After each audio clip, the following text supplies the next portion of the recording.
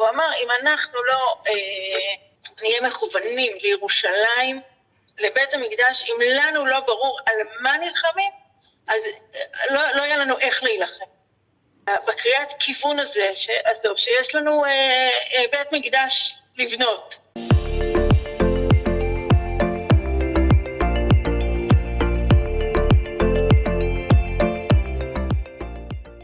היי בת שבע, בואי ככה תספרי לנו איך הכל התחיל, איך נהיה פה כזה פרץ של עיסוק בציורי מקדש. את ככה כתבת משהו, הרגשת משהו, מה היה שמה? אז האמת היא שבאמת הבן שלי היה בעזה, הוא בהנדסה קרבית, והוא ישר בשמחת תורה הוקפץ. הוא היה שם ברצף 50 יום. וואו.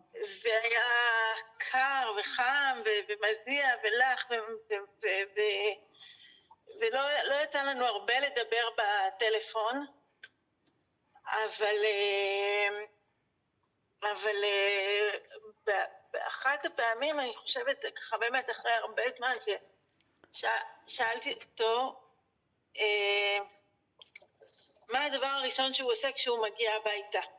וואי, איזה שאלה ובראש שלי מתוקה. היה שהתשובה היא מקלחת. כאילו מקלחת, אוכל, כאילו בעצם שאלתי אותו איך אני יכולה להתכונן, כאילו, וואו, אני קלטתי, כן, הוא נשוי, אבל בעצם כאילו בשאלה שלי רציתי לשאול איזה אוכל אתה רוצה, איזה מקלחת, איזה פינוק, מה הדבר שהכי כאילו יעשה לך את זה כשתחזור הביתה, והתשובה שלו כל כך הפתיע אותי, והוא אמר, הדבר ראשון שאני אעשה כשאני חוזר הביתה זה לתלות תמונה של בית המקדש על הקיר. וואו. והוא אמר לי, התמונות של אל-אקצה בבתים בעזה ובח'אן יונס ובכל מקום שהוא היה בו, הם ממש בכל מקום. זאת אומרת, יש תמונה בסלון, ותמונה במטבח, ותמונה בכל כיתה בבית ספר, ותמונה בכל משרדי הממשלה שהם היו שם בעזה, וממש בכל מקום יש תמונה של אל-אקצה, והוא אמר, בעצם זה מספר משהו על הרוח, ממש.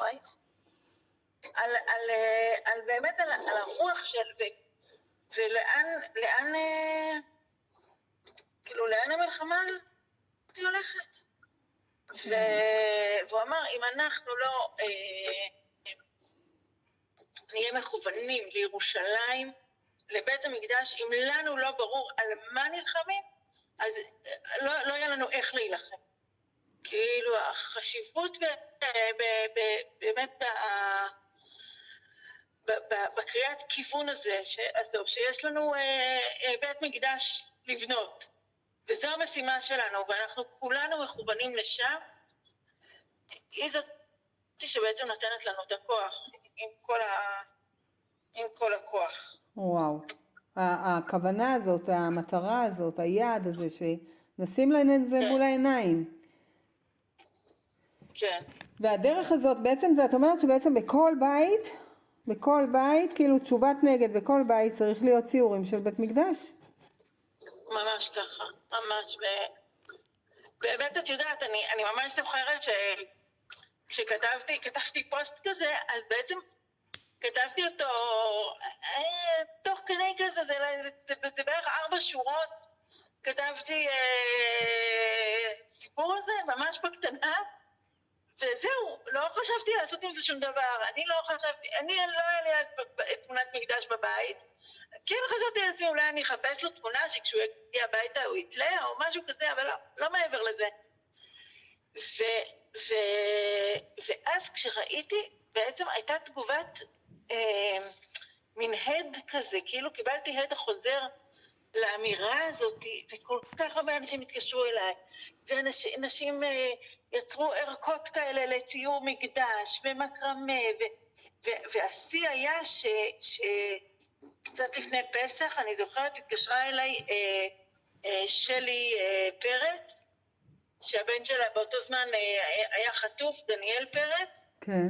והיא אמרה לי, תקשיבי, אני לא מחוברת לחדשות ואני לא מחוברת לשום רשת חברתית מאז שהבן שלי נחטף. בן אחר נפצע ב7 לאוקטובר. וואו. אני לגמרי בעבודה פנימית, אבל מישהי מהשכנות סיפרה לי את הסיפור הזה על הבית מקדש, והחלטתי שזה הפרויקט שאני רוצה לעשות להצלת הבן שלי, והיא פשוט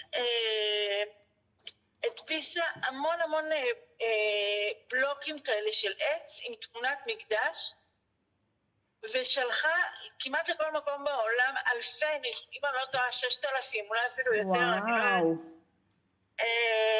כאלה תמונות מקדש שהיא שלחה לי קהילות יהודיות באוסטרליה ובדרום אפריקה ובאנגליה ובארצות הברית ובעוד מקומות, ופשוט והיא הכינה מאחור מין מדבקה כזאת להצלת הבן שלה דניאל. וממש אחרי שכבר כל הארגזים עם כל התמונות מקדש וכל המדבקות, הכל היה מוכן, הכל היה זה, הגיעו אליהם המודיעין והודיעו להם שהבן שלה הוא חטוף בעזה, אבל הוא נהרג. וואו. וזה היה ככה, כאילו ממש תיארה את זה, איך כאילו היא בראש שלה עם הארגזים, עם התמונות, ואיך היא עכשיו מחדש קוראת את אותה קריאת כיוון, כאילו איזה מאמץ נפשי היה צריך בשביל להחליף את המדבקה ולכתוב לעילוי נשמתו,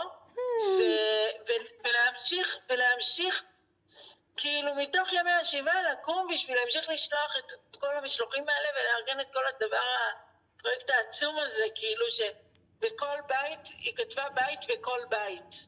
וואו. כאילו, גם אם אתה בבית בדרום אפריקה, יש לך בית שאליו אתה מתכוונן.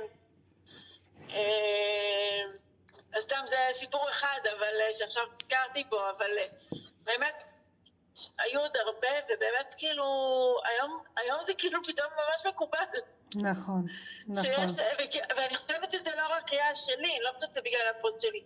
אני חושבת שכל מי שחזר מעזה, הרבה אנשים חזרו עם אותו רושם, שכאילו אם לא נציב את היעד, לא יהיה לנו כוח. כאילו זה לא מספיק העוצמה והחוזק והיתרון הצבאי שיש לנו, אנחנו צריכים שיהיה לנו יתרון רוחני. לגמרי, וזה, המילים שאת כתבת כנראה פגשו הרבה לבבות שפעמו באותו כיוון ובאותו ככה תחושה פנימית כזאת, שבאמת אנחנו מחפשים את זה, מבקשים את זה.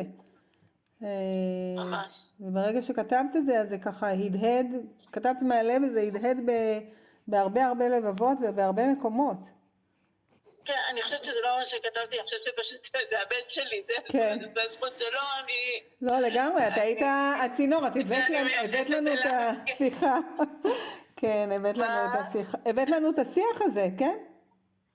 כן, אבל הוא התחיל באמת מלב של אמא שדואג לפטריות ברגליים של הבן שלי. לגמרי.